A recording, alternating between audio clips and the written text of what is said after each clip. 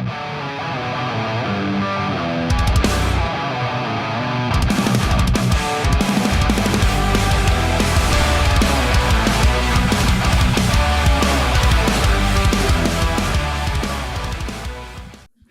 this going? Welcome back to another episode of the Wolves Only podcast powered by JWX. Man, it's been a long time coming. Steve, can we get the lights off in the over? I think they were helping a little bit. Okay. Are they helping or hurting? Yeah, no, they're good because I'm going to do black and gray. Oh, black and gray. Yes. I like it. Brandon. Justin. You're here. In the flesh. Yeah. In the fleshlight. Dude, this is exciting. It is. I mean, you're not only here, you're here. I'm residing. You are residing. You are a California resident. Did you get your ID changed yet? No. Oh, No. We've only been here for like a half hour. Yeah, but it's been like 10 days. Yeah. Yeah. Still trying to figure out where I am in proximity to where I live. California. Yeah. Southern. Oh, yeah. Right. Orange County. It's cool. I mean, really, you just got to know a couple roads and then you got it all down. Yeah. The 405, the 5. That's it. PCH. Yeah. That's it. We'll get there. How was the trip across the country? Tell me about it. You had a little adventure. You were just you and your dog. Yeah. Just me and my dog, Chai, grabbed the U-Haul, and it took me like 3 days to get here. But, yeah, I went south. I went through Missouri, through Oklahoma, through Utah, through Arizona, New Mexico, and that was fun. It was the first time I've ever taken a cross-country excursion. So With the U-Haul, those are the worst. I was more than what I anticipated. It sucked. Pretty much the second I left my house and started driving with it, I was like, this is going to suck. Did you have a drop hitch? Yeah. Okay, so at least it wasn't like... Yeah, it wasn't terrible, but I've never driven with a trailer, so... Oh, really? Yeah, so not like that, right? It's Yeah. sure as hell I haven't done it like...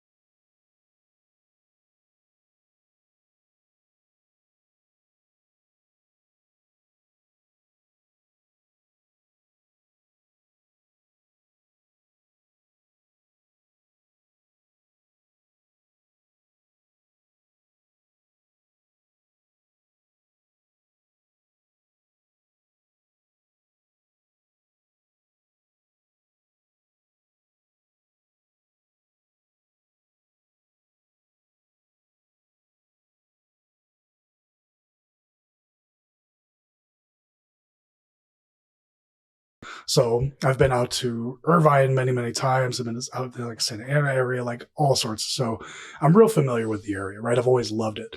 I'll be honest, I never imagined actually living here. So The quality of life. dude, I love it, man. It's like everyone's like, it's so expensive to live in California. It's like, okay, well, Yeah. what do you value on your quality of life? Because it's the best weather, the best people, the most beautiful.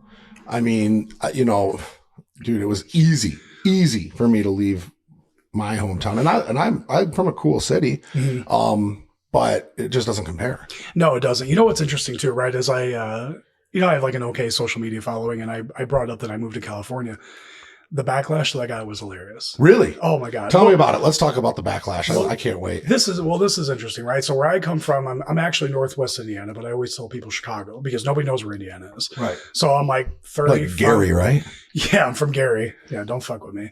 No, I'm outside of Gary. Okay. So I'm like I was actually living in Dyer, which is 5 minutes from the Illinois border. So I'm basically a half hour outside the city of Chicago. But when I say I'm moving to California, everybody thinks politics. Like, oh, ew, California. And I was like, yeah, the politics are fucking garbage, but so is Chicago. Right. But it's interesting because even me, like even I've come here before, I couldn't have fathomed the quality of life, right? Just it's like visiting and living here are completely different things. Yep. It's so much better living here. And I guess I've been here for almost 2 weeks, but man, like everybody's so nice. Yeah. Everybody's so freaking nice. Whereas like where I come from, like people stare at me and they just talk shit. And I don't even know who they are. Yeah. Like I went to a grocery store. The grocery store I go to probably twice a week was 5 minutes from my house back home. And I'm always very nice and well-mannered and polite. And this woman who was working the cash register, right? It's like my favorite story. And she's like in her 60s. The woman ahead of me who's checking out, she's all nice. They're talking. I'm like, okay. So it's my turn. And I was like, hey, how are you? Nothing. Okay. So chicken was on sale that day. They're ringing up the chicken. She's ringing up the chicken. She looks at me. She's like, too much protein's bad for you. I said, okay. Well, tell me about her physique. Well, no, but just a 60-year-old woman, right? Oh. Like, and I was polite. I'm just like, whatever. And I'm like, so okay. She's ringing up the stuff. All that muscle's got to turn to fat one day. I go, you must have worked out a lot when you were younger. Just like that, right? And took her probably 3 seconds for her to get it. And she looks up and I'm like, why? Why are you being mean to me, lady? Like, what did I do to you? But that's Northwest Indiana. Right. Well, that's the Midwest. So, yeah, the Midwest, right? So it's interesting coming here and the difference in the way people are acting to me. Yeah. I've already noticed it. I was like, holy shit. Everybody's nice. Right. Everybody. Well, yeah, you would in California. You should be in shape. You should be healthy. Like that's what I mean. You should be that in any state, but that's like the standard now. In a state like this, there's still a lot of fat asses, but it's more prominent to care. Yeah, and I think honestly, what I've noticed, and maybe this is just my perception, right, is that I think people's quality of life is better here, and I think they're just generally happier. Right. So where I come from, it's very blue collar. It's industrialized, it's small town. Mm-hmm. So I think people here, right? Like you have the sun, you have the weather. I think there's more money here too. I think that probably has a lot to do with it. Yeah. And I just think people are just generally happier. And that's just my perception. I mean, even people at the gym that I'm going to, that I work out at every day, everybody just seems to be very pleasant, nice. I mean, I've ran into a couple, whatever, but it's noticeable. It's very evident. Yeah. People are always going to look for the negative in things and the politics thing. It's like, so you're going to judge where somebody lives based on things completely out of their control. What about the beach?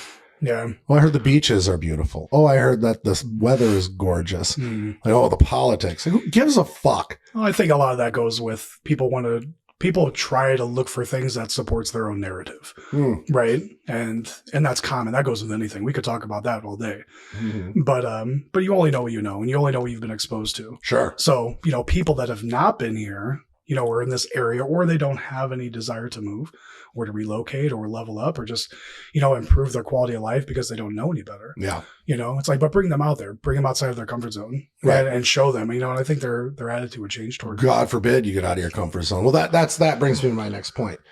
Moving. This was a big boy move. This was a big boy decision, and I've made a few of these myself, including this one. Yeah. Right. Mm-hmm. Leaving my comfort zone, my business, my life, to go to somewhere that I didn't really know anyone. Mm-hmm. Right. I didn't know what the future held, but this is a big boy decision to do this, and I think that's one thing that we talk about their narratives, their predisposition, whatever it is, because people couldn't imagine picking up and going. Mm-hmm. And I tell people all the time, if your location is what's holding you back, and that's a lot of times it is. Yep. The small town shit like that will drag you down. Those people will drag you down. So you make this move. Mm-hmm. how easy was it? How hard was it? You had a business. I still have a business. You still have a business. Mm-hmm. Yeah. To give some context, because so the only reason I moved here was because of my son Jackson. So my son's 16. He's a sophomore. And, just to give us a little bit of backstory, for his 16th birthday, we remember this in December. Yeah. I took him to, for his 16th birthday, I bought him courtside tickets to the Warriors Clippers game. Oh, cool. Yeah, both of his favorite teams, right? Paul George, Curry, Clay, all those guys. His favorite. Yeah. Westbrook. So it was awesome. And I wanted to do something big for him. I wanted to do something memorable. But ultimately, I wanted to show him that there's more to this world than where we come from. Because he's traveled before. He's been to Florida on vacation before. He's been to Wisconsin Dells, but not really outside the Midwest. And I've been preaching to him since he was in middle school. It's like, get out of this area, get out of this area, get out of this area. And it's no disrespect to anybody in my, back where I come from. If they want to stay there, totally fine, right? But you have to understand, right, there are limiting factors to that area, especially for somebody my son's age. Right. And so it's so funny, man, how many things aligned to get here. Everything. It was just sign after sign after sign. Everything literally just fell into place. Yeah. And I was like, I couldn't possibly ignore it. So I'd actually gone to Texas in January, my girlfriend Kristen and I was wanting to check out the area because I told my son Jackson, I was like, look, when you're out of school, after you graduate, I was like, I'm out of here. I was like, I'm moving. Right. I was like, I've been wanting to get out of this area for 16 years. Yeah. The only reason I stayed there was because of him. So I don't know, long story short, he basically was like, I'd be willing to move. And I was like, bro, don't toy with me. I was like, listen, because I would never ask him to uproot a child, dude. Yeah. I never would, right? That. I never would. So when he said that, and I was like, wait, you'd be for real? And so I said that to him. I go, look, man, the opportunities that you could have, my son's so smart. He is so smart. He's very talented. And that's not just me saying that, right? My kid does dumb shit all the time. Right. Total 16-year-old. I'm not the guy that's like, my son's the best. No, he can be a fucking jag off sometimes. Okay. Just like any 16-year-old. But he can also check him right now. Absolutely. And he'll watch us and be like, that's my dad. Yeah. he'd be all like, yeah, that's me though too. I get it. But yeah, I mean, the opportunities I could give him, especially even here, right? And I told him, I was like, you want to move to Orange County? I was like, I would start making arrangements tomorrow, which means putting my gym up for sale, doing everything that needs to be done to get him out of here, because I know the possibilities that he could have to put his own life on a better trajectory. And it's like, if he wanted to do that and I said no, I would regret it for the rest of my life. Yeah. Because I already know the path that he would be on staying there. And it would just be mediocre, truthfully. Well, that is how it is in small blue collar towns, because it's the parents, right? And it's the grandparents. It's the mediocrity was passed down from generation to generation. Mm-hmm. It's become acceptable, embraced. Honestly, I don't even know if it's even acceptable and embraced. It's just, that's the standard. It's just what you know. Right. So his friends are, exposed to only mediocrity. Mm-hmm. So you have a young man who's smart and who has big dreams for himself. You have to pull him out of that situation. Yeah. And what was cool was, I was really proud of him, right? Is I mean, this wasn't something that we just decided on the way to school. And I mean, we talked about it for probably about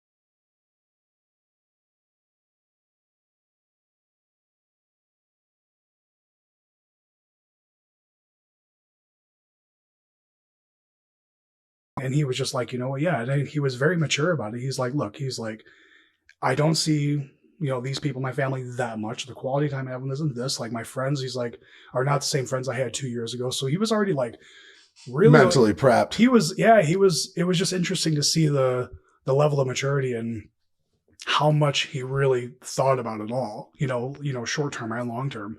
Well, you said that it's not all beaches and surfboards, and that's true. When I first moved here, I went right back in the auto industry, and it was like, fuck, it's hard to work a job like that when you live on the beach.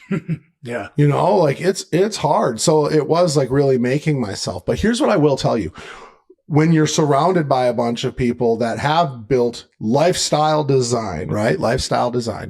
They wanted to live on the beach. They wanted to enjoy the free time. They wanted to do all of that. So they hustled, right? And they say like, if you can make it in New York, you can make it anywhere. If you make it in California, you can make it anywhere, right?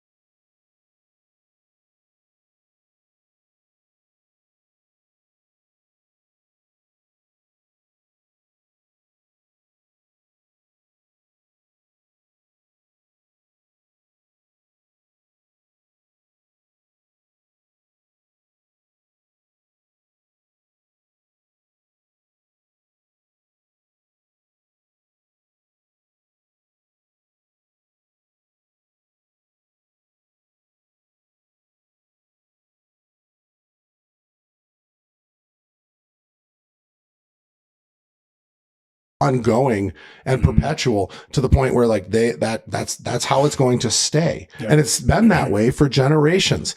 And California, New York, big cities, Miami, all everywhere. that. It's the reason they're called booming towns is because they're booming from even the boomer days.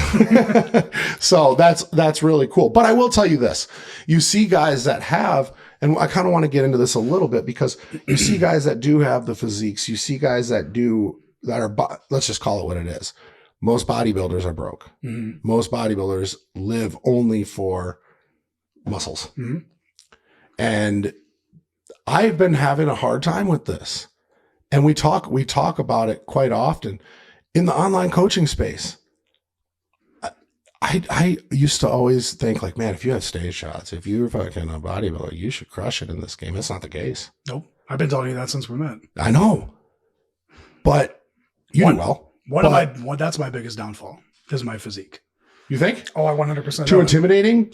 Because it's, tell me one stereotype of a bodybuilder that's positive. Yeah. It's not intelligence. It's not attitude. It's not personality. Is it? No, it's steroids. It's probably stupid, probably arrogant, and probably mean, right? You don't ever, unless people are within the gym space at all or have been around it all, will be like, that guy's been doing it a long time. That guy probably eats a lot. That guy probably trains hard, right? Right. Especially even now, right? Like, like 5, maybe 10 years ago, people would have a little bit of a different perception, but shit, even kids. Rob literally checked some kids on like talking shit to me. I was, motherfucker, I'm almost 40. I've been doing this longer than you've been alive. Like, how are you running your mouth right now? Right. For real. Like, pump the brakes, kid. Right. They're like, that dude juices. Yeah. So what? I still would be 3 times your size without it. I've been doing this. Like, when was the last time you did anything consistently without fail for 20 years? Right. No, never. No, when was the no, last time no. you done it for a year without fail? Never. Right. And it's fine. I don't care. Right. That's your perception. That's on you. It doesn't affect me and what I do. Right. But that is, for me, going back to kind of my point, is like, when I've ran some ads before, and it's like trying to find a professional picture of me where I don't look muscular is different. It's difficult. And you that's what you want to do though? No, but it's, talk to me, right? It's I'm not a piece of meat. well, no, and I'm also, it's like, I do functional medicine, right? I've been doing this for 20 years. I'm a master in nutrition. I'm a master in supplementation. I work with people with autoimmune disease, like all of those things, right? Like, I help people. That's what I love to do. Right. But that's not going to be what people see when they see me. Right. It's the last thing they're going to think. Definitely. And I know because you're my coach. And I'll tell you right now, and I've told you this before, I've been coached by a number of people, and good coaches, mediocre, I don't want to say call them mediocre, but just okay coaches, coaches where their goals were it was more about their goals for me than my goals for me. But I've never felt better. Yeah. Internally. We've had a lot of discussions about this, and yeah, I also use performance enhancing drugs, and I've always dealt with my body's sensitive to it. So the side effects that I get, I do get the insomnia, the night sweats, the like sporadic fatigue, the, winded, whatever. And I don't have any of that since my nutrition's been dialed in, my inflammation's been dialed in, and having a better understanding of what I'm putting in my body. And that has been huge for me. right. And I didn't hire you because you have the physique that I want to have. Actually, you don't, right? I'm not trying to be like, I don't want to be a bodybuilder. I'm not a bodybuilder. I'm a WWE wrestler. But I know the reason I hired you is because I listened to you, and I like your approach. So to me, it's been the best experience that I've had being coached. This is not a plug for you by any means, but for somehow it's going to end up being a plug for you. All right.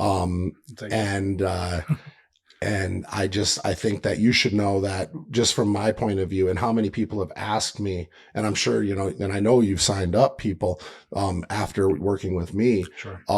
that when it comes to like proof of concept, it's like, it's fantastic. Yeah. Now I know that I'm not your ideal client. I don't have an ideal client. You know what my ideal client is? I meant to say I'm not your model client. I don't have one. Okay. I really don't. Okay. And I'll tell you, This is me here, man. No. If I had to describe a model client, it would be somebody that's communicates well, asks good questions, and follows the plan. And ultimately, that's it, right? Is my goal is never to have somebody for a long time, right? It's never, and I told you that, right? Like, I don't want anybody to be with me forever. I have clients that have been with me for over 5 years, and that's great. I love working with them, and they still make progress. And a lot of it is just they need that accountability. Right. And I can provide that for them, right? And we've built a relationship over the years as well.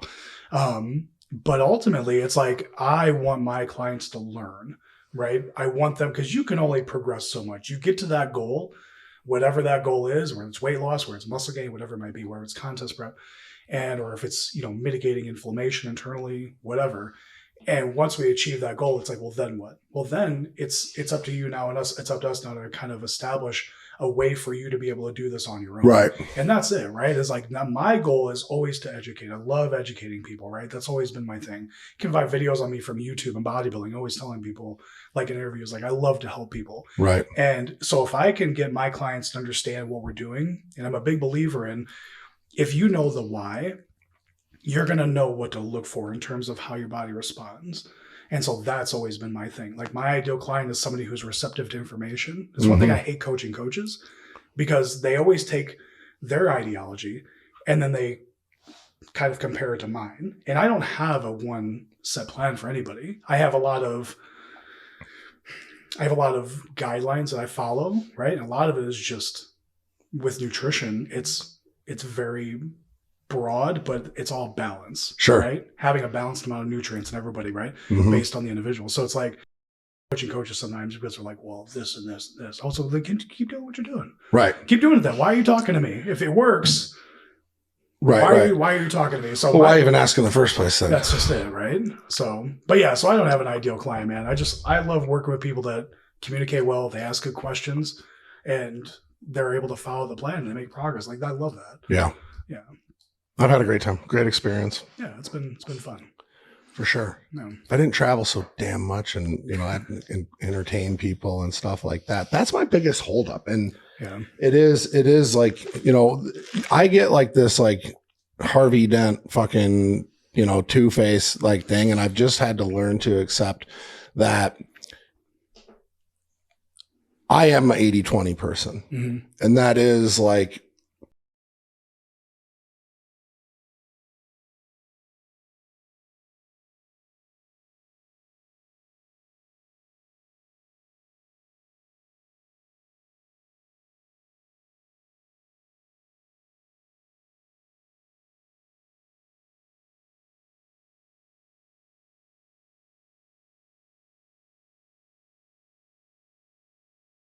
if I didn't eat a lot, every meal was like not on plan. Right. I didn't train at all either. Yeah.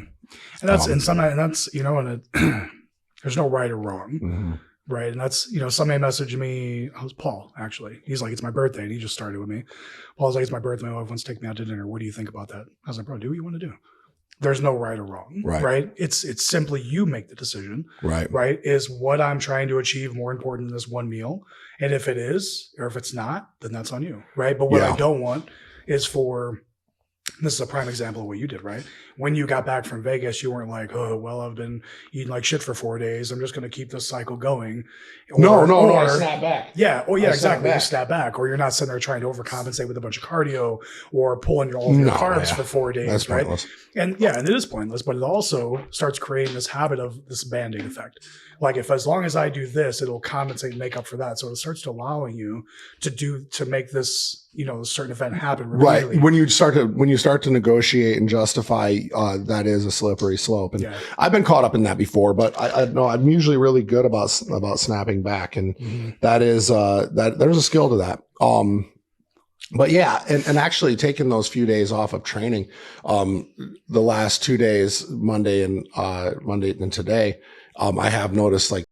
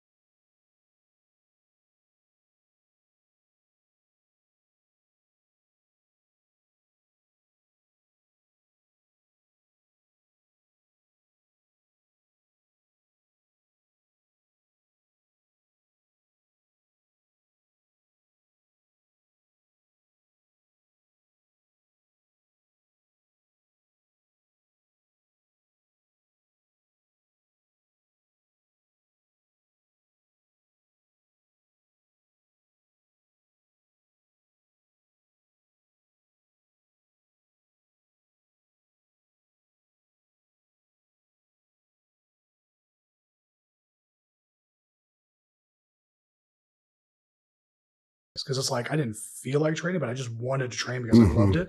But man, my best gains came from 4 days a week training, truthfully, because when I was able to go into my training sessions, I pushed that much harder. So when I left, I was like, fuck, man, I need a day off tomorrow. Like, I'm exhausted right now.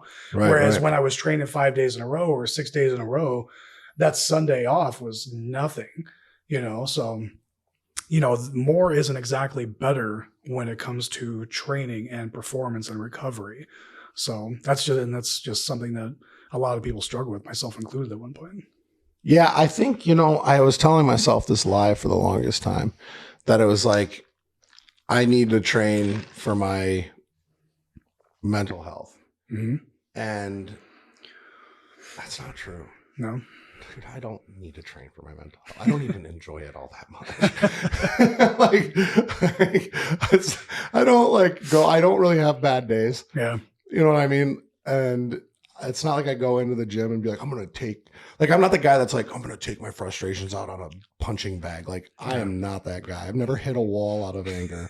I just don't really get angry. I'm not an angry person. Right. So at first I was like, that's what I got to do for my mental health. And then when I started taking rest days, I'm like, I got to do this for my mental health. This is what's up. Yeah. Rest days are great. I look forward to my rest days now. Yeah. Well, it makes you look forward to training a lot more too. That's another thing too. It is because I know a lot of people, and I've talked about this in other podcasts, but I know a lot of people that got into strength training when they got sober. That was like their new addiction. Yep. Well, I was into strength training when I was coked out and everything else. I was pretty jacked when I was a drug addict. Yeah. So when I got sober, it wasn't like it's part of the job. Mm-hmm. You know what I mean? And having it just as part of the job to me is like, I get up and train early, not for any actual reason other than I just want to get it done right now. So then the rest of my day is set. Mm-hmm. I'd probably have better results if I train later on in the day, a little more with more nutrition in me and things like that. But I really like to just get it done and over with. So then the rest of my day can be productive. I think for you though, because I don't think that would work well for you in terms of performance because you'd be so distracted. Right. That's true. So what would end up happening is that you wouldn't prioritize your training time. Say if it was 2:00 and you had an important call to take at 1:00, you're going to prioritize that call over your workout. And then how many days of those are you going to skip because now you have a 3:30 call or you have something else going on. Right. Right. So for you, right, it's like getting it done first thing in the morning is almost a necessity. Right. Because you know yourself, you're not going to prioritize that over, say, making money. Right. Which I get, understandable. The training aspect, you're not training for a competition. That training doesn't make you money. No. It's not part of your living. It's part of your health. So for you, maybe it's not optimal in terms of performance, but performance is relative too, I guess. In this case. Yeah. No, it is. And it's funny, even when I train super early in the morning, I'm still working. So yeah. And most of the times when I did go in and train at 11, I'm so goddamn interrupted. Mm-hmm. And yeah, there's no focus. Mm-hmm. So yeah. And again, I've just been in this real mindset of do it now. That's what I always repeat to myself over and over and over again. Just do it now. Do it now, and that's why I don't even have a planner. Bro, I don't use a planner. I don't use a fucking calendar. Yeah. So I have Steve for that. We're getting you one. I don't use a planner. At least for me. It's just for him. I don't write shit down. I just do it now. You have Steve text you. Yeah. Yeah. It's like call it 3. Yeah, Steve. Thanks, Thank Steve. You. That's why he gets paid the big bucks. I am hard on him, but I'm telling you what. Dependable. He is something. And handsome. He is. I have the best people. You do. And now you're here? Damn, get ready. Yeah. I can't believe it. I will tell you this right now, since just to go back to when we were talking about surrounding yourself with the right people. I'm a big Jim Collins fan. Mm-hmm. And then Good to Great, he talks about having the right people on your bus. I'm actually reading that right now. Are you? I really am. Yep. You love it? I'm only in the second chapter. But it's good. It's odd. So Kristen got a new job with Quorum. Okay. And they're a Mormon-based company, basically. Oh, really? Yeah, it's pretty interesting. And so they base a lot of their business principles off Jim Collins and the cluster.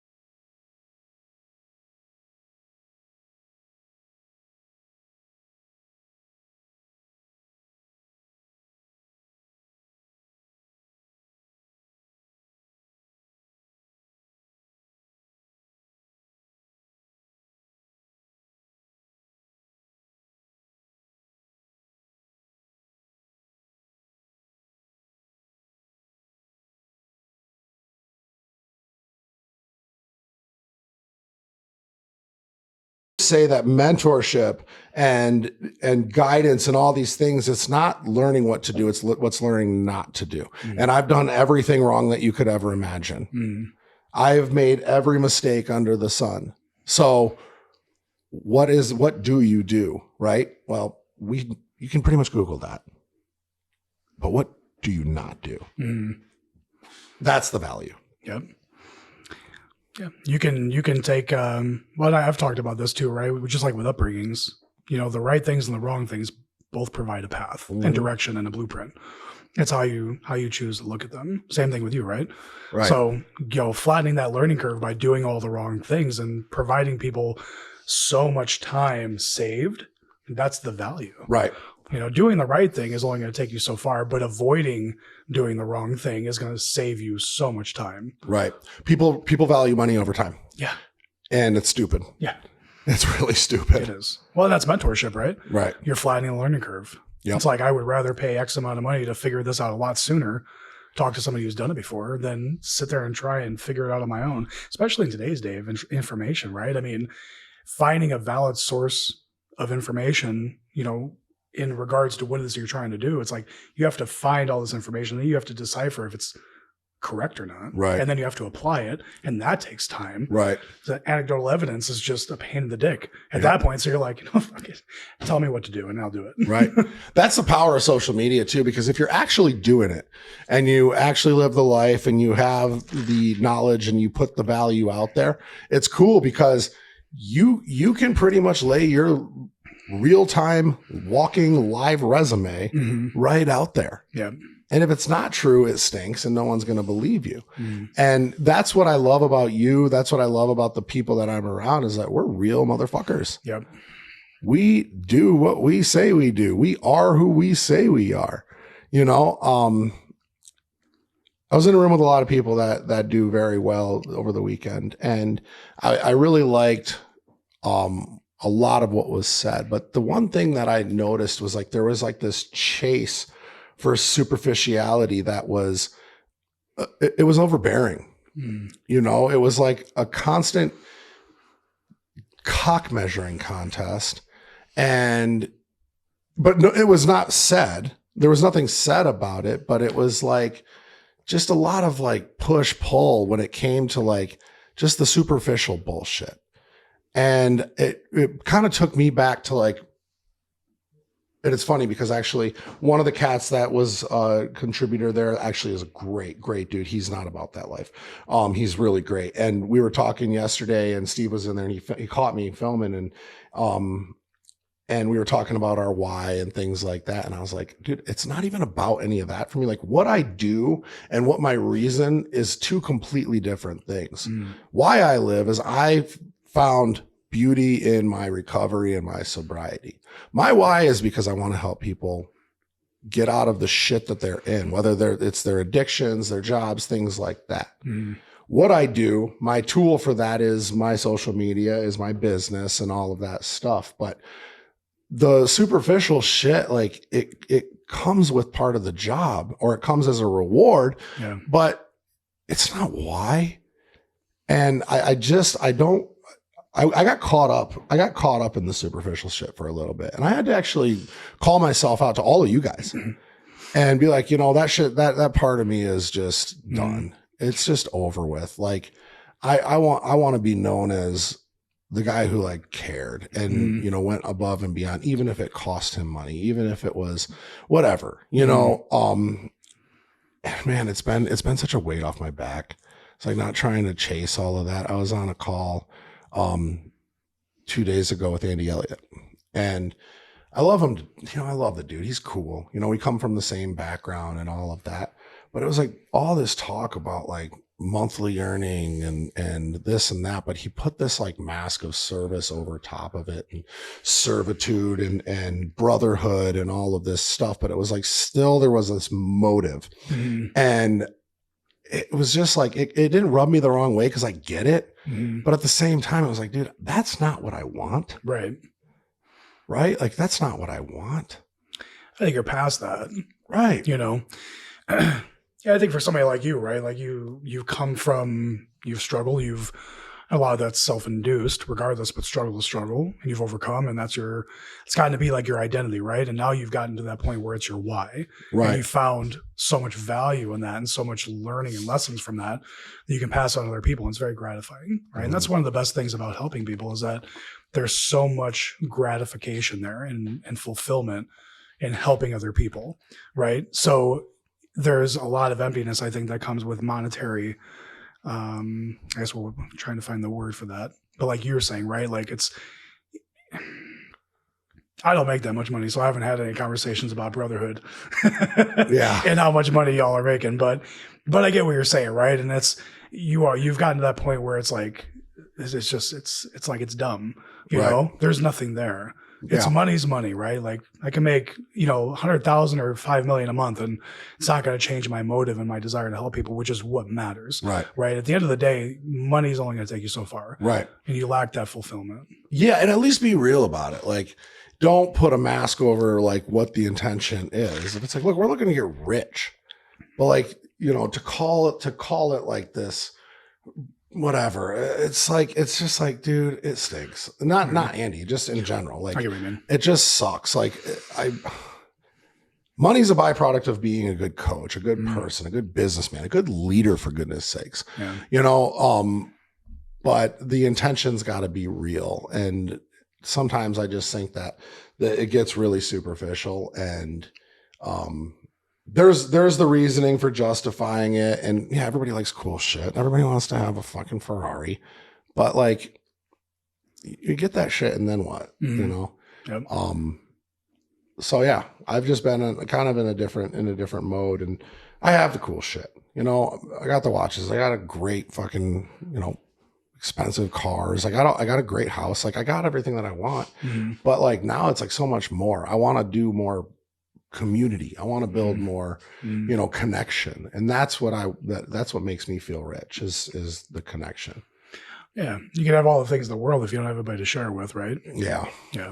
That's how I feel about coaching is, it's like you make good money and whatever else, but I don't know. Being able to say that I helped change the course of somebody's life, like that stays with me forever. Right. Right. I have so many success stories, over the years of me coaching that stuff is that's like on my wall type of thing. Right. Like the bank account, it pays the bills and allows me to do things I'd like to do freely and provide and whatever. But yeah, like you said, right. Like there's so much more. There's so much more. Exactly. Yeah. You watching anything good right now? We just got our TV set up a couple days ago. Okay. I'm not a big TV person. I could go without TV. No? I haven't watched TV since like November. Dude, it's funny. We can talk about this. People talk about like, oh, you binge watch TV or you don't like dog. I don't do ice baths. Mm-hmm. I wake up early. I read because I enjoy it. I don't read so I can tell people I read. Yeah. I read because I enjoy it. But I consume a ton of shows and series and all kinds of stuff. Like, yeah, I fucking binge watch stuff. Yeah. The difference between someone that binge watches shit and just lays around and binge watches is I do it in my office. And while I binge watch, I make money and fucking help people and do my thing. Like, Yeah. But yeah, I've been really, you should get into The Jinx. The Jinx, huh? Yeah. It's a documentary series. Steve, are you in it? Yeah, a couple episodes. Haven't had time because we work. Oh. Some of us have jobs. Oh shit. Yeah, some of us have jobs for other people who are on this podcast. Not me, Not you. for the record. Narrowed it down. He inadvertently kind of does work for you though, right? So do I. Yeah, it's good. It's good. It's a stretch. About Robert Durst. He's like a son of a billionaire or family, real estate, New York City real estate moguls. Mm-hmm. And he like killed his wife but you really like the guy, He killed his wife and like his girlfriend, and then he killed a guy in Texas and hacked him up and admitted to it and got away with it. But you kind of like the guy. He's like a sweet old man, That's fair. So yeah, they're like digging everything back up. And it's like one of those like cold case series, so courtroom stuff. And Those are cool. yeah, it's really good. I like that. Yeah. Yeah, it's on HBO. We started watching, it's called The Gentleman. Mm. You seen that? You know what? JT talks about it all the time. Yeah, actually, we're only like the second or third episode It's a in. Netflix series. Yeah, that's pretty cool. I like it a lot. Dad's like a billionaire, whatever, passes away, and can't remember the name of the actor. He was on. Fuck, I don't know. I'm so bad at that. But anyway, he's a well-known. You know him if you've seen him. Sure. Yeah, but he basically like takes over the business, and his dad had this like underground weed farm that he was invested in, and yeah, it was pretty interesting. So this is like a 50s time period? No, it's pretty like real time. Oh, really? Yeah. So it takes place in the UK somewhere, I believe. Oh, okay. Yeah. So it's pretty interesting. More like the second or third I episode. have a hard time with shows with accents. Yeah, I like them. Do you? Yeah, Chris and I will talk in accents all the time, especially Really? when we're around the dogs. Are you good with accents? Oh man, yeah, I'm so good at accents, bro. It's great. You don't even know that I'm not English. It's great. That's really good. If I close my eyes, because there's no Jack people in England. James Hollingshead Okay. and Luke Sando. There's actually a lot of jacked ass dudes in England. No, It's fine. You didn't know. I don't know. That's really good. I can't do accents. Justin's horrible at it. Yeah, I believe it. Worst Oh, at the accents. I'm not worst. even going to try. It's embarrassing. But Yeah. yeah, I am the worst at accents. It's like you'd be like, Well, we have to do it because of our dogs, right? So you said keywords like food, park, walk, like anything like that. So it was funny. We saw something like on Instagram, and they were like, if you talk in an accent, your dogs don't realize that you're saying those key words that they pick up on. get out of here. So we started doing it. And like Chai, I was like, Chai, do you want to go to the park? And she's just like snoring. But like, I was like, you want to go to the park? And she's just wide awake. And I'm like, Really? So it's gotten to be a thing. Dude, my dogs are so dumb. They wouldn't know any. Well, your dogs are so like ADD anyway. Yeah, they're bad. They're too busy fighting each other, I feel like. They are. Man, there's something else. I love them to death. Yeah, though. your dogs are pretty cool. They're cool. Yeah. I can't wait to meet Chai. Oh my God. So Chai and Charlie right now. So Kristen's got a mini Bernedoodle. Oh, Dude, so it's like the most odd couple ever. yeah, Right? Like, definitely. Charlie is like a 35, 40 pound, like all black, like mini Bernedoodle. And then here's Chai, this like champagne.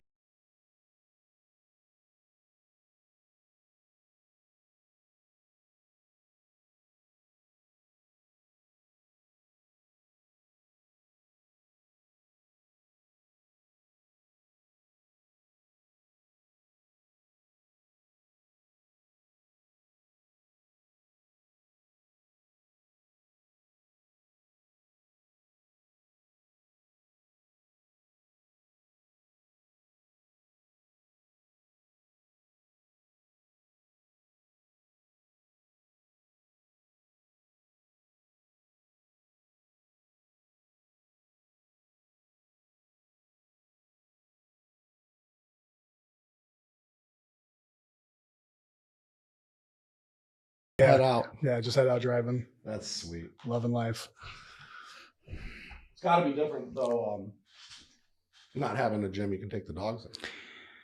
It's different not having a gym that I have to go to. That's true. Where you been training here? So I go, actually, there's a dark horse right across the street. I think I told you about it, that 24, which I hate to even admit that I'm training there when I am. But man, they got all old school pieces. There's a couple 24s. There's also one in Anaheim that's got some really cool old school stuff. Yeah. That 24 is not bad. Yeah, I've hated every single one that I've been to. Yeah. So yeah, Chris wanted to go check it out. She's like, it's old. She's like, I want to see if they update it because it's literally right across the street from where we live. Yeah. So we went to this place, Flex Fitness, and what's it called? Arliso. And then I didn't like it that much, but we popped in there, and it's like Body Master, Paramount, Hammer Strength, like dumbbells only go to 125 or whatever, but like it's got all good pieces. I was like done. And then we go to Lifetime also, the new one in Irvine. Okay. Yeah. So I take her there in the mornings and I train her because I use it for networking primarily. Yeah. It's really just not my scene. What is it with old school equipment? I like it's so much. Why would they change it if it works so well? Well, they haven't, yeah. Well, and that's the thing, right? And so like with my gym and Iron Rails, like I handpicked all the equipment.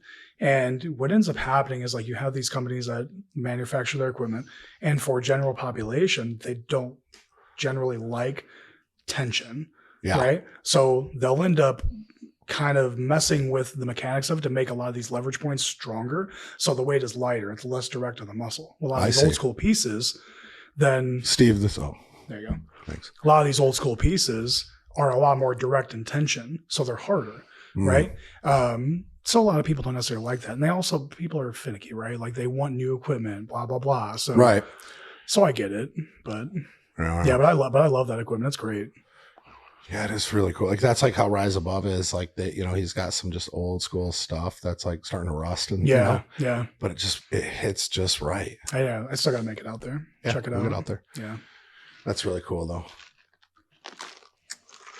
Hell yeah. Yeah. But yeah, I like it though, nonetheless, right? It's different crowd. Lifetime's actually not that bad. It's like I said, I mean it's I go there for networking primarily, right? But the equipment is good. They've got some pretty good pieces there. The environment isn't bad. You can definitely tell it's depending on what time you go, right? You go early, like 6:30, 7 o'clock, you have the people that still have a 9 to 5. When you go at 12 o'clock, you have the people that don't have 9 to 5s. Right. And you'll see what's different in the parking lot. I see. Yeah, exactly. And so, and the attitude is different, right?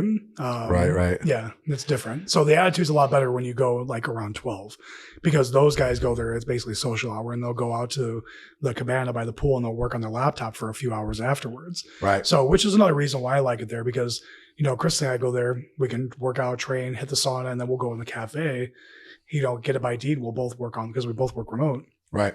So we'll be on our laptops doing work, after the gym, and it's great. Yeah, no, so, definitely. Yeah, I already picked up a client there. There you go. Yeah. This is, dude, I'll tell you, I never thought I could work remote. I always thought like, I'm too ADD. Yeah. I'm ADD as hell. But, but when you have something that you really love to do and, you are guided in the right direction, it is the best life. Yeah.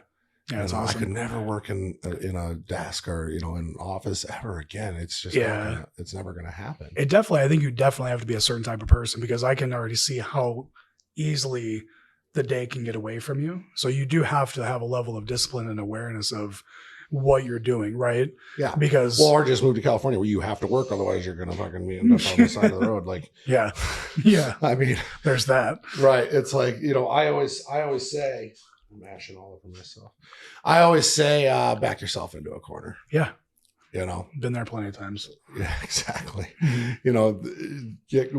Or another, saying would be get comfortable being uncomfortable. I just, that's where growth happens. Yeah. And it is like, and it's funny because anytime I make like a big purchase or like I do something, like all I ever think about is like, how much harder I have to work. Mm-hmm. And it's funny because you think to yourself like, oh, I'm going to go spend X amount on whatever. And you're like, okay. And you go and you spend that money. Like I gotta work really hard to get that money back. Right. Mm-hmm. Like that's the initial feeling that you think, but what's funny is that amount of effort just to get that money back, you end up making so much more. Mm-hmm. Right. Yep. It kind of goes back to that mentality of scarcity. Yep. Right. And that's, I think a lot of that too is generational, right? I mean, cause I'll be 40 next month, you're in your 30s. When you start looking at like our parents' age, and maybe not yours necessarily, we come from two different cloths, but it was the era and the generation of you make money and you save and you hold on to it. Right. Right. Generations around us now are a little bit more entrepreneurial. So they're, they make money and they spend money and they invest money, right? Like in mentorships, things like that, right? So they have a more of an understanding of you do have to spend money to make money, but obviously knowing where you're spending it is important because otherwise you'll land on your ass. But yeah, I mean that's such a big part. It's like you have to understand holding on to your money does you absolutely no fucking good. No, not at all. And actually, the generation prior that taught, holding on and saving and, your retirement and 401k, those motherfuckers aren't retired. Nope. They're not retiring. So what's the fucking point? You're not going to retire. Yeah. Right. Like, I mean, okay. And retirement nowadays, that's not a sustainable living. No.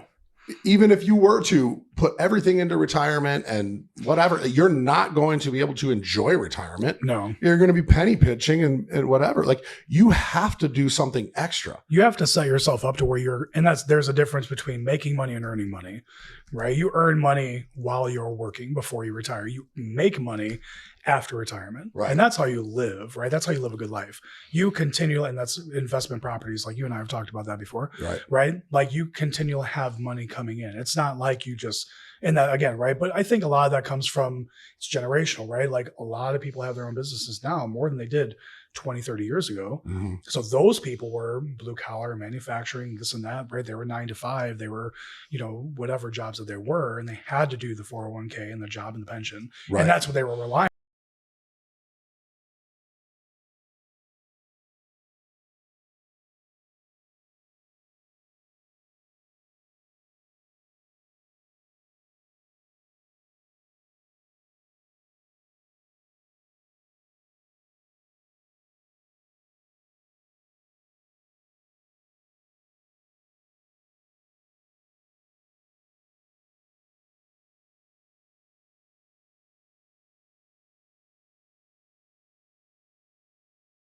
If you were raised by somebody that had that scarcity mindset, Mm-hmm. and parents need to understand they're not doing their kids any favors, Yeah. By telling them don't take risks and by telling them to, work that normal job. Like, you're not doing, like, it's funny because like from like grade 1 to 9, it's like, you can be whatever you want to be. You can do whatever you want, whatever you put your mind to, that can be you. Mm-hmm. But then all of a sudden it's like sophomore, junior, senior year. It's like, all right, buddy, buckle up. You're entering the workforce. Like, what fucking happened to my dreams and all the things that I thought I could be? Now, all of a sudden, like, I got to a certain age and everything is taken away. Mm-hmm. School really doesn't prepare you for anything in real life. No, it really doesn't, no, right? Like you basically, sham. you're stuck. Well, I mean, it's a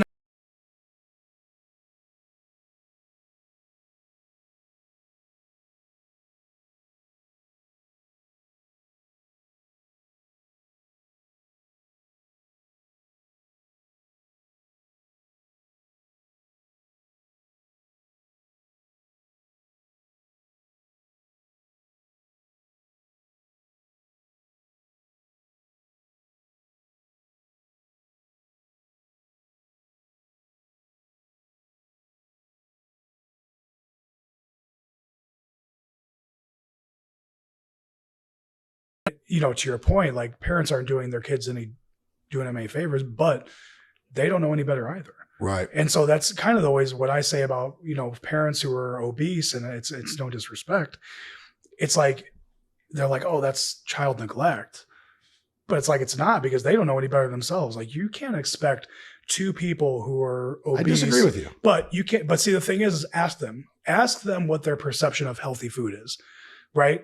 They should be able to, I look at themselves and be like, yeah, I'm out of shape. I don't want this for my kid. Right. But they don't identify what they go through as struggle. It's all they know. Right. And that kind of goes back to what we were talking about earlier too. Just it's passed down from generation to generation. Yeah. But they don't know the first thing about food. And if they're not going to take care of themselves, it's like, you almost can't expect them to do any differently for their kids. That's true. But okay. It would be the same if you had alcoholic parents that they allowed their children to drink themselves to death, or encouraged their children to drink, or their children to drink. Yeah. That would be not neglect. That would be abuse. True. So I don't know that it's neglect. Abuse would be It's abuse. That'd be a better word. It's abuse. If you have children who are morbidly obese, you are abusing them. Right? You can tell them what they can't do. They can't drive a car. They can't watch certain television shows and movies. They have to go to bed at a certain time. How about they can't put that in their fucking mouth? Yeah. It's abuse. Yeah, it is.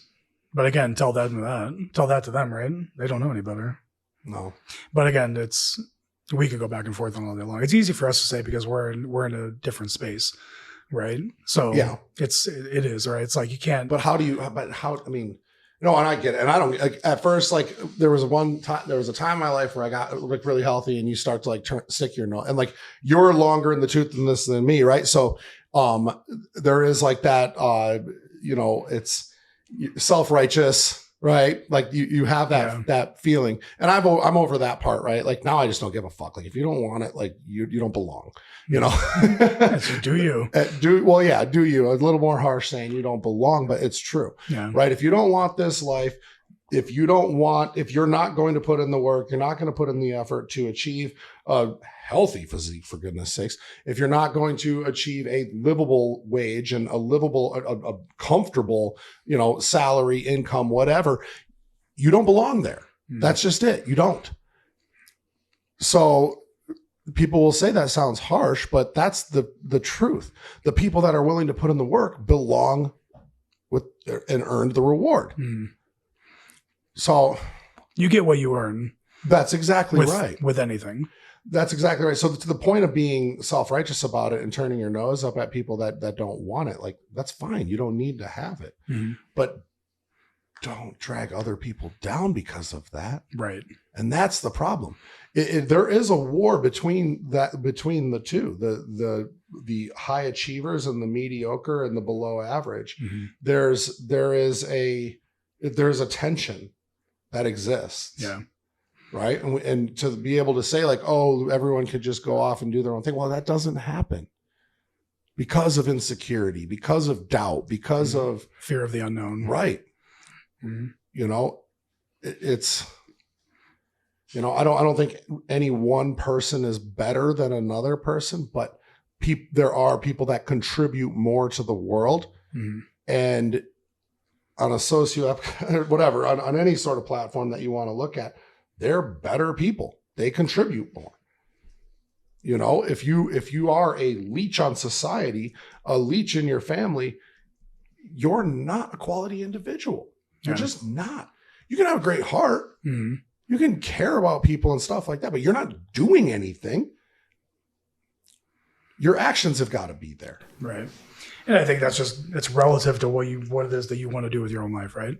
And that's why I always say I don't concern myself with other people and what they do, whatever they choose to do. That's fair. Yeah, that's how I say it because I don't form opinions about people. I really don't. That's kind of like one of my biggest things is, like there was a goofy guy at Lifetime the other day, and I'm telling you what, the dude looked all sorts of disheveled. Yeah. And welcome to Southern California. I was like, all right, well, I just noticed it because it just kind of stuck out like a sore thumb, but I wasn't like, what the fuck? I was just like, oh, well, good on you, bro. Like you're paying a $300 a month membership. Like good for you. I hope you're happy. Like that's literally my mentality. If I see somebody doing some dumb shit, I'm like, do you, man? Yeah, that you can just ignore. Well, no, but I'm just saying with anybody, right? That's just how I am. Like I just don't judge unless you're really doing some goofy shit in the gym. Yeah, trying to reinvent the wheel. I was like, that's stupid. Right. You're an idiot. But outside of that, like I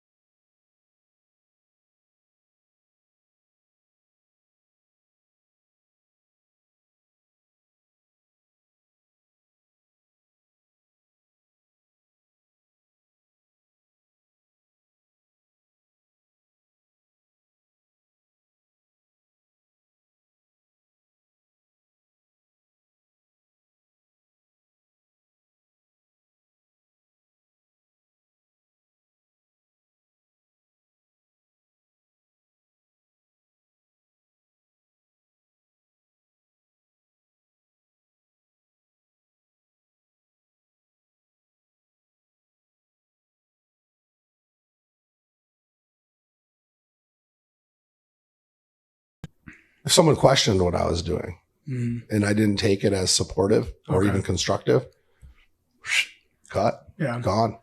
I don't want it.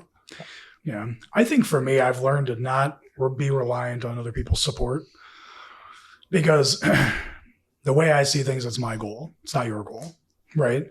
So I don't need your support. I don't need you to go out of your way to be, you know what I'm saying? That's just how I view it. If you do, then that's great. It's helpful, but I don't expect you to take on my ventures and my goals as they're your own. You can question it all day long, but you know, there are very few people in my life that I'm very, very close with. Yeah. Right. So that might be different. But outside of that, I'm just like, well, that's cool. Like, if you don't agree with it, that's fine too. Like, I don't expect people to always be in agreement with what I'm doing. No. And I'm not going to cut off a relationship because of that. Now, if you start to get in my way and try and deliberately keep me from doing what I want to do, that's a different story. Sure. But I just have a hard time surrounding myself with people that I don't agree with what they're doing. Yeah. It's just like, I just like, I almost feel like if you accept it, condone it, then it's the same thing as encouraging it. Like what? Just, I mean, for me, it is like stagnate, like, because I cut out all the people that just do bullshit. Okay. You know, that was easy, but the stagnation, the neglect, the self-neglect, that type of stuff, like, I don't really want to be around it. I don't want to surround myself with those people. And it's not just because like, I don't believe that I can elevate with them in my life. Cause that's not true. Sure. I know tons of people that, you know, are killing it and they have some friends that are losers. I just don't, it's like, I just can't picture myself like enjoying that time. Well, I think too, probably those people you're talking about are probably people that have a tendency to take more from you than want more for you. Yeah. And I might be wrong, but well, no, yeah, it is like, you know, how much do you give and how, like what, I don't ever expect anything. Right. Same. You know what I mean? Same. But at the same time, like, what do you contribute to the friendship? What do you contribute to this relationship? And if it is like just taking energy and taking time away, but not actually giving any sort of value to a relationship, I just don't see a point in continuing that relationship. And that's any relationship, really. I get it. You know, and it's funny because at first it feels really lonely, but then all of a sudden you start to find the people that do contribute. Yeah. Right. And then you're like, oh, there they've been all this time. Yeah. Right. Are the ones you least expect. Right. And to Jim Collins' point, you know, he talks about having the right people on the bus, but there's only so much room on the bus. Right. Yep. Well, you can only give so much attention to certain relationships. Correct. Right? Yeah. And then you end up turning into one of those people right. that we're talking about because you don't have that much to bring to the table because you're so busy right. entertaining all these other passengers. Right. Right. Yeah. So really, yeah, it's like, you know, I gotta make room for. Yeah. You keep your circle, you know, and I think the type of people that are in your smaller circle, right? They don't require a lot of attention. No. They don't necessarily have to bring value because they don't need anything. Same thing. And it goes, you don't need anything from them. Right. So you're just kind of on a level playing field and you have good conversation. You spend good time together, whatever it might be, you know, but there's different levels of friendships, I guess. Yeah. No attention, some delegation. Yeah. Yeah. Yeah. Right? Yeah. That's right. A little bit of delegation, not so much attention. Well, now it's like changing the tide. I'm telling you now, like I'm biting back, like, wow. Yeah. A little bit. A little bit. Even a little bit. No, it is. But no, and that's another good thing is like when you do have a relationship, you know, like I came off at Steve a little sideways the other day and he bit back at me. And I honestly, I had a lot of respect for that. That doesn't mean I want you to continue to do that, Steve. Only when you need it. Only when you need it. But it is true. Like, you know, I think a great relationship with somebody and a working relationship or any sort of relationship is where you can call people out on their shit.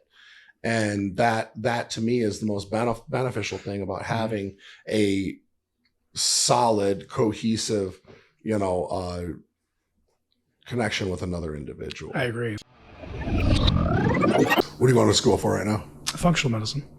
Yeah. So not too much longer left in that. A couple more months. So I'm pretty excited. It's great. Yeah, I like it. I like learning, man. It's so much fun. So let's get into this real quick. So I met with a cat that is opening up a peptide clinic. Okay. What are your thoughts? Well, it depends on what they do. Okay. In Vegas? No, here in Orange County. Trent? What's that? Trent? No. Okay. No, it's in Costa Mesa. So this one. Oh.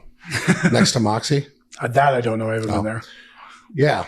And they're building it out, and he's got, it's a nice facility. Mm-hmm. Yeah, I mean, I know they were talking, he was talking a little bit about a number of things that I've heard of. A lot of it I haven't. Yeah.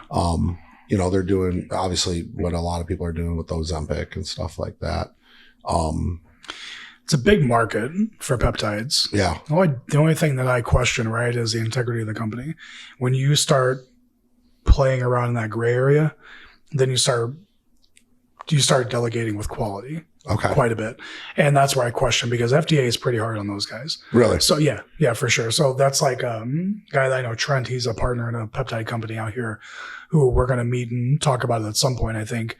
And, they don't mess around with any of that. Everything is where it needs to be. Right. And I appreciate that a lot. Yeah, I know it's even hard. It's hard in California too. Yeah. Yeah, for sure. So, Florida, they're more lenient. Very. That's where you find most of them. Yeah. Yeah. So yeah, as long as I think peptides are great. Let me backpedal. There is a massive market for peptides, and they charge an asinine amount. Not worth it. But like, if you're looking at like BPC, TB500, those recovery peptides are phenomenal. Okay. If you're looking at like HCG for, like turning on your luteinizing hormone again and trying to have kids, phenomenal. But there's a handful of them that, like, Tesmorelin is really good, but it's just really expensive. So if they're a quality and they have integrity in terms of how they manufacture their peptides and the rules that they follow, then it's going to be great. Yeah. But, and if you've got the money for it. Right. But there's a lot of them that like push, like what's the one that's out in the Midwest actually? And they charge, dude, like $1,300, $1,400, $1,500 a month just for like a few peptides. And really? It's pretty outrageous. Yeah, that's crazy. Yeah, it's pretty outrageous and not worth it in my opinion. Yeah. I don't really use, I use BPC. Yeah, that's great. I like melanotan. Yeah. I love melanotan. For your tan. Well, yeah, that and libido. Yeah, there you go. Yeah, the BPC is amazing. I actually have helped a lot of clients with that who have got some GI issues and stuff like that in the past. It's got a lot of really good, repairing properties for inside the intestinal lining. It's really good. Yeah, I've taken it every day since we talked about it, and I really, I notice, it's helped out quite a bit. Yeah, recovery is great. Injectable or oral with BPC? Do you? I don't necessarily feel like I feel the benefit as much from the oral BPC as much as I do the injectable. Yeah. Okay. Interesting. But yeah, but I also think I took more of the injectable too. So there's that. Yeah. Yeah.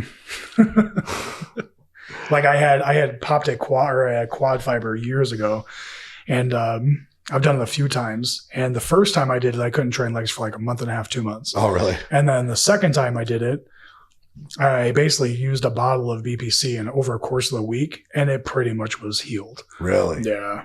I was like, got it. Okay. Get some of that. Yeah, it's helpful. Yeah. It's helpful. And like I said, like I mega dosed it, and you would go right in the site that's injured. No. Just do sub-Q. It's systemic. Yeah, okay. No need to. I knew somebody that said they had like a partially torn ACL and they were injecting into their knee, and I was like, what? Yeah, well, I asked you about that too with growth. I'm like, if you inject into the area, yeah, you're going to read on some forums that spot reduction. My rear delts. Blow them up, right? Yeah. Just throw some Deca back there; it'll be fine. That doesn't work with Deca either, does it? No, not in my opinion. Just like Anadrol and what's the other one? Anavar. Oh, the injectable. Yeah. I think what you're going to do is you're going to create an inflammatory response on that site, right? Oh. So that's going to. But I guess to your point though, is that if you can feel that muscle, you're going to connect with it a lot sooner. Yeah. So you're going to have a lot more blood pressure in that area because of that inflammatory response. I see. That makes more sense. I don't think that's necessarily going to the oil-based testosterone going there is like, like it's here. This is where we're going to grow it. Yeah, there you go. Interesting. Yeah, no, that makes more sense because when you do an injectable Anavar, like you definitely like that pump is almost painful. Yeah. Yeah. But no, I definitely I've never used injectable Anavar before, but I like it now. Yeah. Yeah. What is like the best? What is the best stack in your opinion? Oh, I don't really feel like there's a best stack. And Yeah, also, but if I you think- were to like say like, you know, I want to get extremely lean, Mhm. you know, maintain my muscle and keep my strength. Yeah.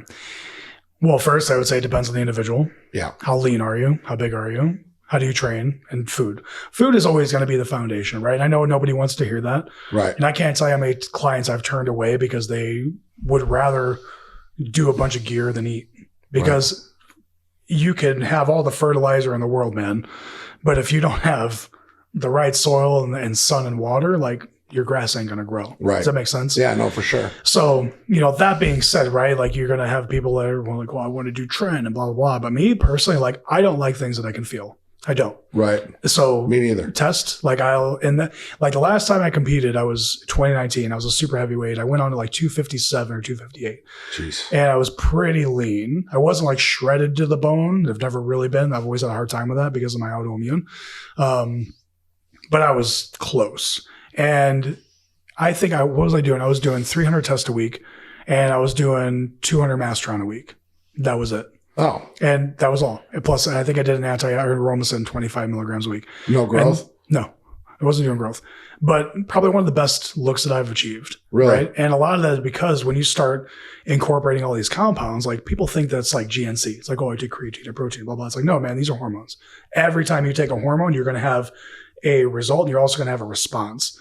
And the response is going to be negative and the result is going to be positive. Now you have to combat this negative response, which Right. a lot of times is water, is estrogen, right? And then now it's just checks and balances, and you have to manage these things with everything you take, Mhm. right? And so then it's pretty much a guessing game because unless you're getting lab work so frequently to where you can identify these volatilities and these different biomarkers, you're not going to know really what's going on, right?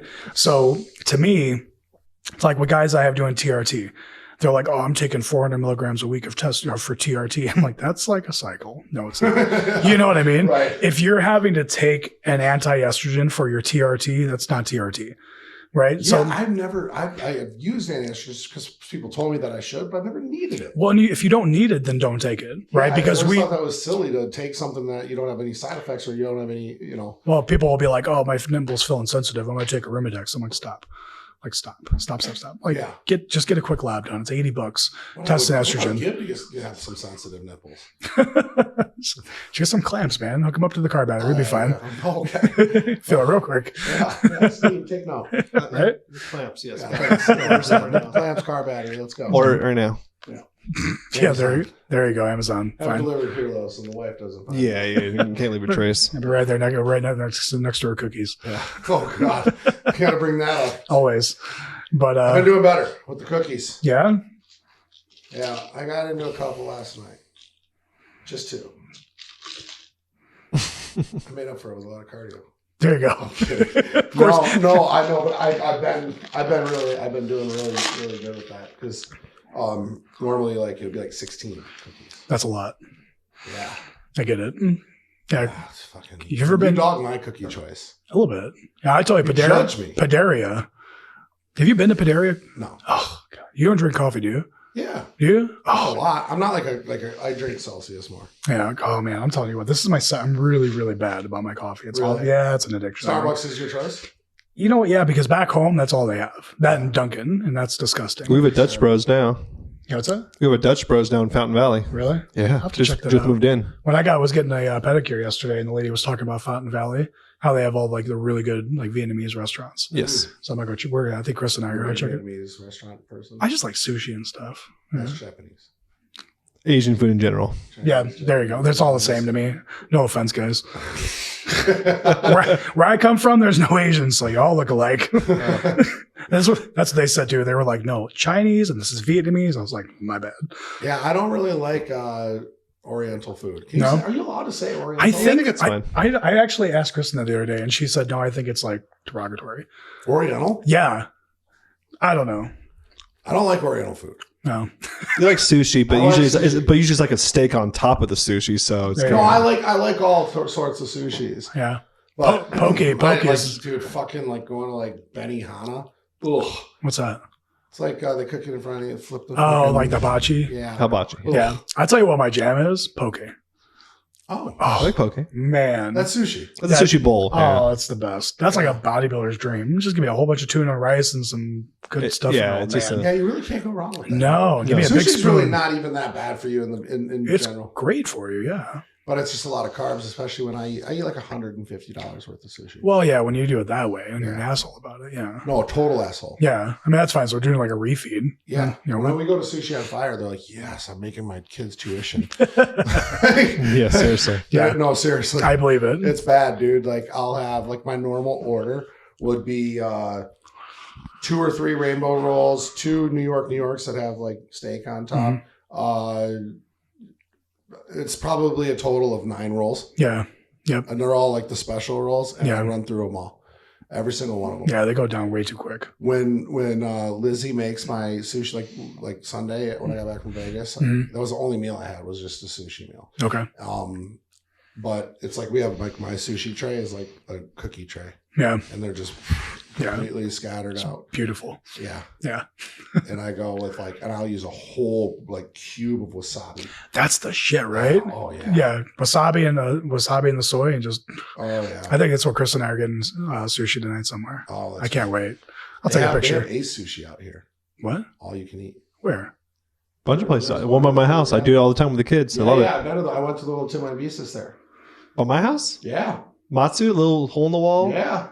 Yeah, it's great. It's Yeah, we cheap. left Rise Above and went right Right by there. Dollar General. Yeah. Yeah. It's a good go-to hole in the wall. I'm like, It's yeah, great. I'll do it. They still have the COVID separators. I up. love No, holes- it doesn't I love have. holes in the Yeah, they walls. do, but like you got to make sure you eat all the sushi. They charged me last time. I charged like $15 extra. Really? Yeah. Nice text. So you got to really like some places don't. If you have a couple slices left over, but they'll get you. Yeah. The Orientals, they. Just make sure you're smart about what you're ordering. Just Yeah, be, that's fair. It's like that's like cookies and sushi are my kryptonite. Really? Yep. You know what's talking interesting? about earlier because Steve eats like a third grader. Yes. So that's me, right? Like I'm a fat kid. Mhm. I love food.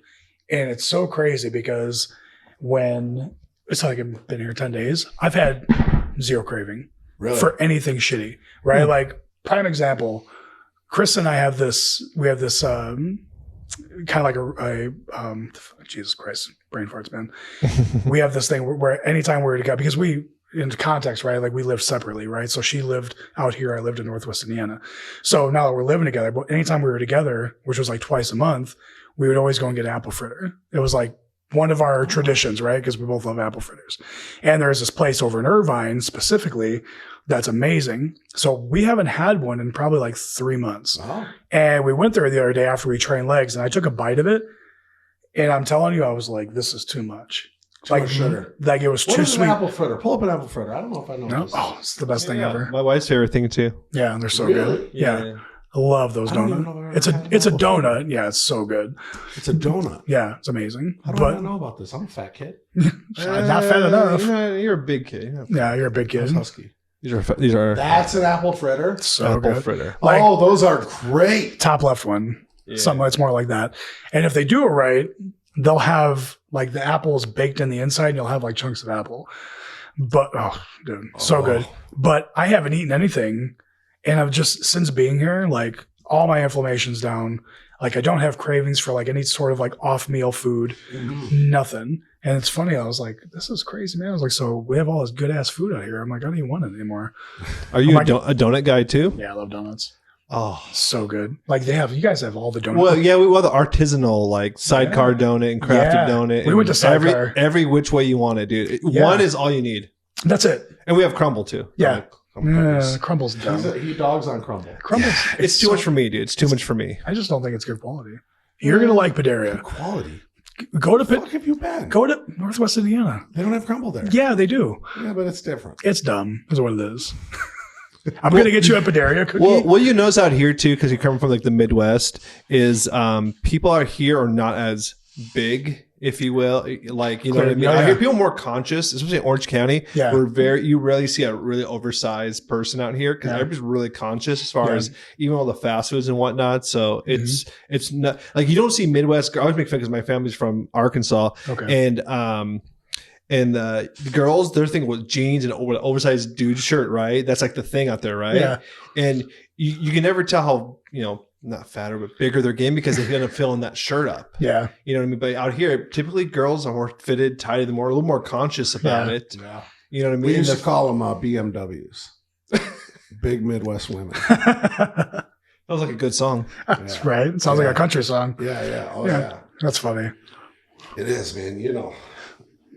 A Midwest shopping center or like grocery store, Okay. all the carts are always taken. Really? The Amigos. Oh, the fat. Yeah. Yeah. Yeah, they're always all occupied. Yeah. And they're always all left in the parking lot because, Well, a lot of times I'll take it to your car. they come from small towns, right? So they only have like the Walmart in town. They only have like the one place to be at town. Yeah. Out here, you have so many choices that you don't have a choice to even be that way anymore. Right. You mean the only news they get is from the popular news Mhm. or the whatever. They don't have the things that we have out here. So I think that's why the kind of differences of it. Yeah, it's a lot different. Wow. Yeah. Yeah. People, you got to think too, Midwest, right? Like you have seasons. It's nice all year round here. So like out there, you're locked in your house. Yeah. You know,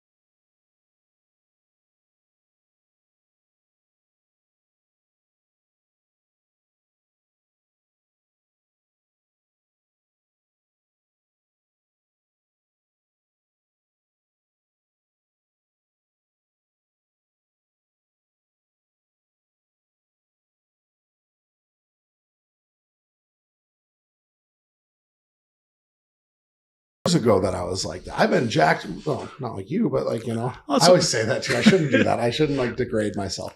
I've been in good shape for like a long time, even before. So like my new transformation is my sobriety transformation. but you wouldn't look at you and think that.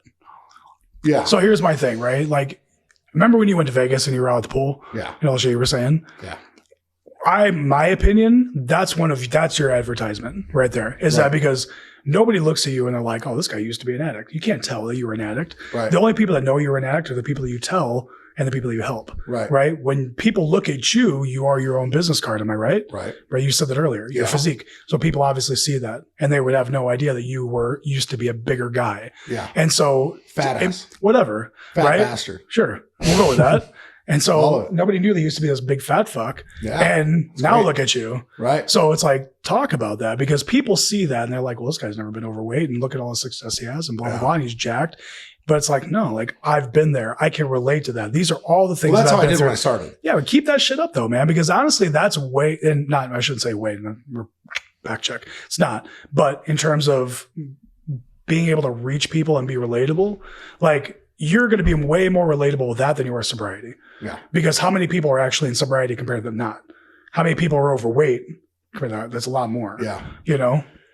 Thank you. Yeah, no, I did. I used to always put that stuff out there. And for me, being fucked up and being fat was one and the same. Like that was just, because I was both. Yeah, I was both an alcoholic and a fat ass. Yeah, it's part of your resume. Probably man. one of the only, other than like Chris Farley, one of the only fat cokeheads. It didn't work for you, huh? No, dude, that didn't work for me. No, I couldn't take enough. You didn't do enough. No, I guess not. I did a lot. But no, it was always because like when I would come off, I would eat so much. Oh, okay. Genetically too. I was just, set up to be a bigger dude, obviously. Sure. Yeah. But yeah, that's funny. No, I have not. I used to drop my before pictures a lot. You should. And I just don't do it as much anymore, just because obviously like my avatar's changed, my angle has changed a little bit, and honestly, like yeah, it was part of me, but it's no longer me. And I've been having this. I've been actually really battling in my head about a number of things. Like I'm a drug addict and I know that I am, but at what point am I not anymore? I never wanted to say anything, but I've always thought about you. You're not a drug addict. You used to be. You used to be fat. So it's why just does tough because that's my only issue because I love Alcoholics Anonymous and Narcotics Anonymous. But it's like we always introduce ourselves as my name is Justin, I'm an alcoholic. What would be your identity if you weren't an addict? I'd just be a guy. So you think that's your only identity? Well, I mean, so here's a question, right? Oh, I guess I it's a fair question. Yeah. What value do you bring to this world outside of sobriety? A lot. Well, then what is it? It's the business mentorship. I care. I'm generous. I love guiding people, and Yeah. So you're not a drug addict anymore. My thing and maybe it's not right of me to say, so I preface, not actually. I really don't care if I offend anybody. This is open platform. Not you, but I'm saying like I've always looked at it as this: when people talk about sobriety and how many years they've been sober, it's basically a countdown until you're not. That's a good way to look at it. That's how I've always looked at it. Well, that's true too. It's like, they say things like, my addiction is doing push-ups in the parking lot. Like, meaning like, like it's always growing, it's always getting stronger, but that's not been the case for me. Mm-hmm. I think that there are people out there that sobriety is all they have, and that's really all they need right then. Sure. Because getting 24 hours without having a drink and without using a substance is really hard for them. Yeah. But I also think that there's some people out there that take what they learned in recovery and they apply it, and now it's like, this is the way my life is now. Yeah. Mm-hmm. And I would think that like it would be. And that's what I've been struggling with, because I do believe in the traditions, and I do believe in Alcoholics Anonymous, the community, the brotherhood, and all of that. I'm having a hard time with still identifying myself as an alcoholic, and unless I'm around another one. Yeah. You know what I mean? Because that's your way of relating. Right. Yeah. Right. That's it. It is. We say, I know Bill W, or I'm a friend of Bill's. Sure. And that's it's great because it's a good bond that you have. And and when you meet another alcoholic, it's like, and it's a disease that we have. And I do believe that it is a disease. And it's a terminal illness. Mm-hmm. So, but what's the point of saying that I have a terminal illness, but also saying that there's recovery? It's like saying you have cancer when you're in remission. Right. I'm not a cancer patient anymore. Right. I had cancer. You beat addiction. So it has, and I'm going to probably take some flack if I have any. And it's good thing that we're like an hour and 30 into this, because I would probably take some flack from anyone that's made it this long. That's also in Alcoholics Anonymous. I have been battling with that in my head, and it's like, I'm not going to turn my back on AA, but at the same time, those traditions are starting to they're starting to rub me a little bit different. And, because I'm not anymore. I am not, I'm recovered. Like I've had a decent amount of time sober, and I'm done like counting the days. I think that's something that everybody should strive for. Yeah. Because again, right, it's recover. That's, and it is, right? Like, I guess it goes back to this. It's like, I'm this long sober. It's like, you're still dwelling on this self-induced mistake that you lived for so long. Right. Right. Now, why not get sober? But, Is it the best way to stay sober? I mean, I think it is. I think that there's a lot of benefits to like taking yourself out of your home, going to a meeting, talking to other guys and stuff like that. But I think those people that need it, right? Yeah. But we're not talking about them necessarily. We're talking about you, right? So I think to preface that, it's like you're not encouraging people not to do that, but you yourself personally, you felt like you've gotten to that point where you're like, I'm not trying to make this my identity anymore. Right. I think Alcoholics Anonymous is the best way to get sober. Yeah. Period. I really do. I believe that your first 90 days of sobriety, you should go to 90 meetings in 90 days. There you go. But I think that there's got to come a point where, if you no longer identify yourself as that thing anymore. What is it going to be now? What am I going to identify myself as? Recovered. That's going to be your identity? Yeah. Just recovered? Fulfilled. Hi, I'm Justin. I'm recovered. I'm fulfilled. They're going to be like, I'm fulfilled. I like it. Hard. I'm Justin. I'm hard. Take that how you want. Well, with that being said, this has been good. This has been really good. That was a good time. Guys, if you enjoyed this podcast, make sure you subscribe. Make sure you like, comment, share, all that good stuff with the algorithm. We really appreciate you coming on, Brandon. This was fucking cool. That was a good time. Yeah, for sure, man. Thank you guys for listening to the Wolves Only Podcast, powered by JWX. We are out.